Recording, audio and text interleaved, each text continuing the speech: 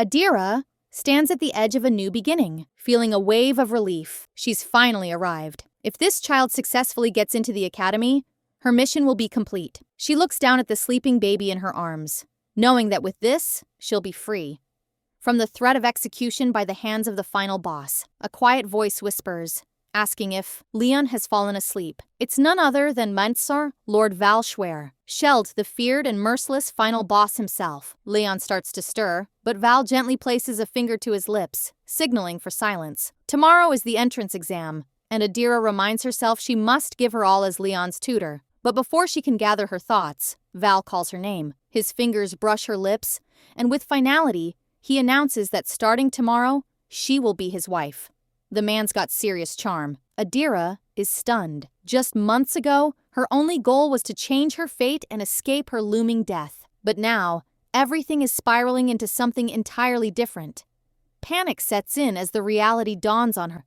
Her savings, her hard-earned fortune, it's gone. Bursting into the dining hall, she demands to know where her belongings have been hidden. A woman at the table calmly wipes her mouth and reminds Adira that the family is eating, telling her to mind her behavior. A boy sitting nearby scoffs, holding up a small box and mocking her desperation. If this is what she's looking for, he sneers, then she's become quite bold lately. He refuses to return it, accusing her of secretly hoarding money and acting completely different from before. His insults grow crueler as he implies she must have stolen the money. After all, with her mother's low status, she's no better than a thief. Adira bites her lip in frustration. This money wasn't stolen. She had saved it herself, with countless hours of sewing and determination. It was her escape plan from this miserable household. Her fury rises and she demands the money back. But before she can get it, another young woman raises a glass of wine and dumps it on her. Mocking her, the woman questions why Adira would ever expect to have anything of her own. In anger, she grabs Adira by the hair, calling it all a big misunderstanding. But the woman simply orders her to leave. It's clear they don't just want her things. They want to erase her entirely. They've forced her to take on the burdens of managing the estate, using her at every opportunity, but she refuses to be their pawn any longer. She will reclaim her fate. The next morning, everything is quiet.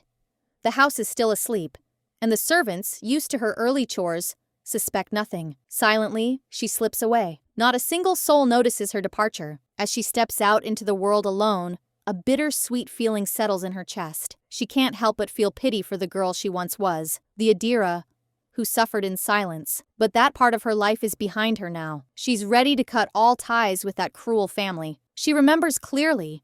It was exactly 1 year ago that her half-siblings had pushed her down the stairs. The memory is burned into her mind. But more than the pain, she remembers the last thing she had been reading before she died. It was a novel. She had once been an ordinary office worker, living a normal life, but now she has become Thea, a supporting character and the daughter of a noble countess. To understand the situation she's in, she must first consider the man at the center of it all. Valschwer Sheld, the head of the cursed Duke's family, a hero of the empire, an undefeated general. He was a man spoken of in hushed tones, feared by many, and branded a merciless demon. The rumors said he killed his own brother, stole his wife, and seized control of the family for himself. The novel had predicted that Adira would one day be executed for a terrible crime, the murder of the final boss's own nephew. But why? Adira wasn't the kind of person who would ever harm a child. The Adira she remembered from the book had been quiet and meek, never once standing up to her siblings. So how could she have been accused of something so awful? Too many things didn't add up. But one thing was clear. If she stayed passive, her death would be certain. Becoming the tutor for the Duke's family was dangerous, but it was also a rare opportunity. She could earn enough money to start over. When she arrived at the mansion of the infamous Duke, the butler, Theo, greeted her with a cold, emotionless stare, asking her reason for visiting. Always composed, Adira apologized for coming uninvited and shared her belief that the household might be seeking a tutor. Theo was surprised. How could she possibly know that? Pretending innocence, Adira claimed she had heard a rumor. Of course, that was a lie. She handed him her credentials confidently, stating that if they believed she could be of use, she'd be willing to take the position. Though the Duke's estate was wealthy, it was feared and isolated. People often referred to it as the cursed Duke's domain. The reasons past tutors had fled were obvious, but compared to the certainty of death or a life in chains, superstitions about curses seemed trivial. Theo studied her academic record with interest. Adira was remarkably gifted in magic, her abilities rivaling even those born of noble blood. If anything were to go wrong, she might even be able to dispel the so-called curse herself. Boldly, she asked to meet Leon, insisting that if he approved of her, then they could talk about hiring her. Theo hesitated, but eventually agreed to fetch the boy. Left alone in the massive, eerie hall, Adira steadied herself. She was no longer the girl who had been pushed down the stairs. She was strong, intelligent, and if she was going to do this, she would give it everything she had. Most importantly, she needed Leon's trust. Without it, she'd never be accepted. There was just one problem. Leon had only been vaguely described in the novel. His personality and even his appearance were unclear. As the sound of approaching footsteps echoed through the hall, Adira held her breath. Then, she saw him. Leon entered the room, his small figure partly hidden by a large bear-shaped hat that covered most of his face. Adira gently called his name, but as soon as the sound left her lips, Leon flinched. Had she sounded too casual, too familiar? She noticed the lion hat he wore. It was adorable. Without thinking, she reached out to touch it. But before her hand could reach, Leon pulled away and ran. A maid watching nearby whispered that it was just like before. She doubted this time would be any different. Theo stepped forward, having seen everything. He apologized to Adira. She asked if she had frightened Leon, but Theo shook his head. Leon was simply shy. No tutor had ever been able to connect with him, and with the academy exam drawing near, they were falling dangerously behind. Rumors surrounding the cursed Duke's household were already spreading. No one dared stay. Tutors always quit soon after arriving. But for Adira, this was the chance of a lifetime. If she could get close to Leon, she could secure both her future and her fiancé. She turned to Theo and requested a moment alone with Leon. She wanted to help him open up. Though skeptical, Theo agreed. He had seen many tutors begin with enthusiasm, only to give up in the end. Adira wonders if this place will be any different. She begins searching for Leon. The mansion is enormous, and it takes her some time, but eventually she finds him hiding beneath a table. She gently introduces herself, hoping to encourage him to speak. Leon, however, shivers and darts away again. Despite his fear, Adira finds his small, quick movements rather endearing. She knows she needs to catch up to him quickly, so she resumes her search, exploring hallways and rooms. Suddenly, an intense glare stops her in her tracks. Ceres, the mansion's security beast, has activated in response to her pursuit. Its sharp eyes lock onto her, and she freezes. But then she spots Leon behind the creature, seemingly unafraid. That moment makes her realize Ceres must be tamed with care. Adira sits down beside the beast. She gently mentions that it appears to be Leon's friend, and shares her wish to be his friend as well. Hoping to gain its trust, she uses Leon's scent. To her delight, Ceres transforms into a gentle, affectionate creature, licking her as a sign of approval. Meanwhile, Leon hides in the bushes, convinced that Adira will never find him there. But, as he crouches, his beloved lion hat slips off his head. Before he can grab it, Ceres snatches it up, thrilled by the familiar smell. Soon, several of the beast's heads begin tugging at the hat, pulling it until it rips apart. Leon, unaware of this at first, returns to retrieve his hat, only to find it ruined. His small frame trembles, his eyes welling with tears. When Adira and the butler arrive, they see his shoulders shaking as he cries out, yelling that he hates Kenny.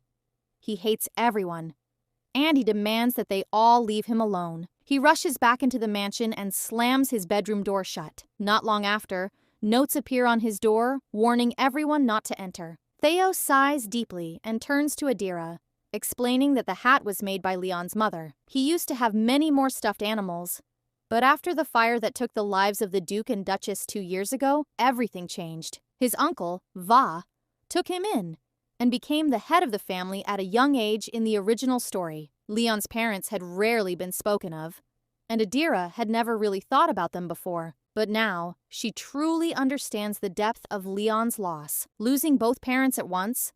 Of course, The hat meant everything to him. Theo explains that Leon used to be cheerful and outgoing, but after the fire, he withdrew from everyone, left completely alone with no one to lean on. Adira knows that pain all too well. In her past life, she also lost her parents at a young age. She realizes that chasing after Leon won't help. His heart is completely closed off. Forcing her way in will only push him further away. Instead, she makes a request. She wants to repair the hat. She doesn't know if it will bring back the old Leon, but at the very least, she wants to protect this piece of his heart.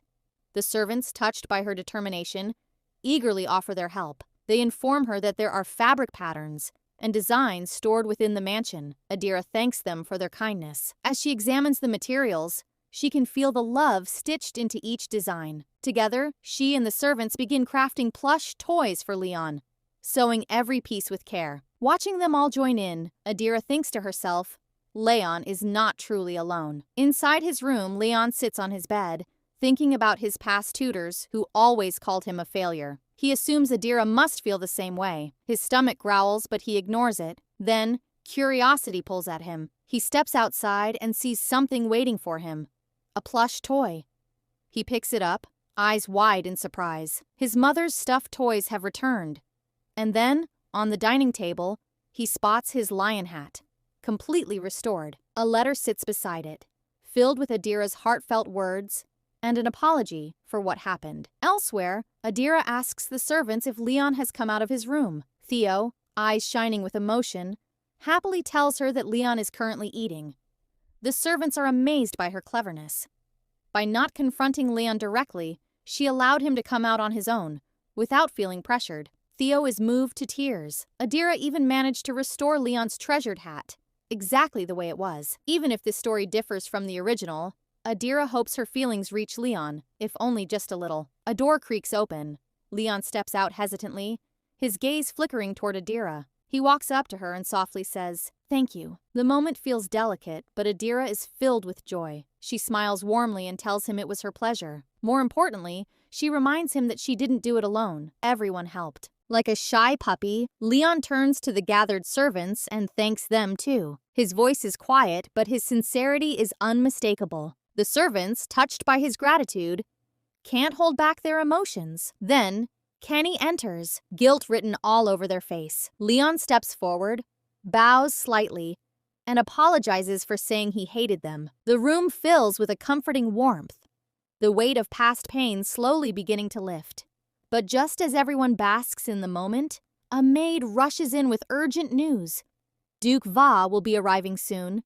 In the distance, a lone rider approaches, clad in shining knight's armor. Va has finally returned after 2 long years.